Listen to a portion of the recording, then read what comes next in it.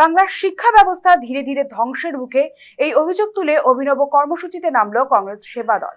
বড়দিনকে সামনে রেখে বুধবার রাস্তায় নেমে সান্তাক্লজের সাজে ছোট্ট শিশুদের মধ্যে বই ও শিক্ষা সামগ্রী বিতরণ করলেন কংগ্রেস কর্মীরা। তাদের দাবি, রাজ্যের শিক্ষা পরিকাঠামো ভেঙে পড়ছে আর তার সরাসরি প্রভাব পড়ছে ভবিষ্যৎ প্রজন্মের উপর।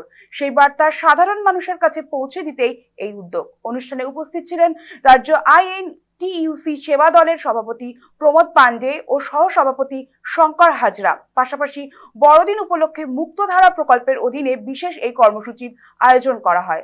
লেডি ডাফরিন হাসপাতালের সামনে সান্তাক্লজের বেশে কর্মীরা শিশুদের হাতে তুলে দেন বই ও পড়াশোনার সামগ্রী।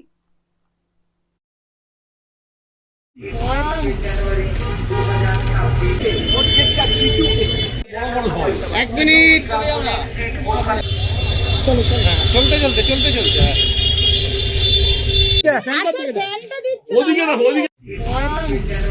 আগামীকাল 25শে ডিসেম্বর ক্রিসমাসদের অনেক বড় উৎসব।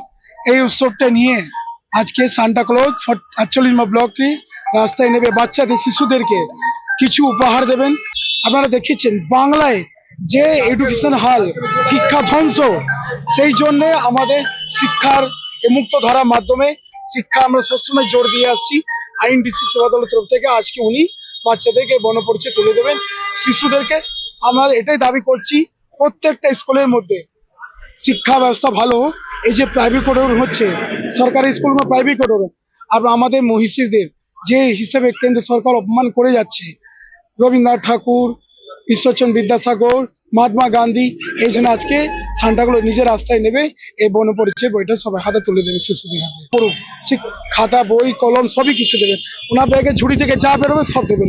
বিষয় হলো, যেভাবে শিক্ষা পশ্চিম বাংলার বুকে ধ্বংস হয়ে যাচ্ছে, যেভাবে শিক্ষাকে নষ্ট করে দেওয়া হচ্ছে, যেভাবে গরিব বাচ্চাগুলো শিক্ষার থেকে বঞ্চিত হতে শুরু হয়েছে, কারণ সরকারি স্কুলগুলো প্রায় বন্ধের মুখে, তারই বিরুদ্ধে আজকে সান্তাক্লজ নিজে নেমেছেন রাস্তায়।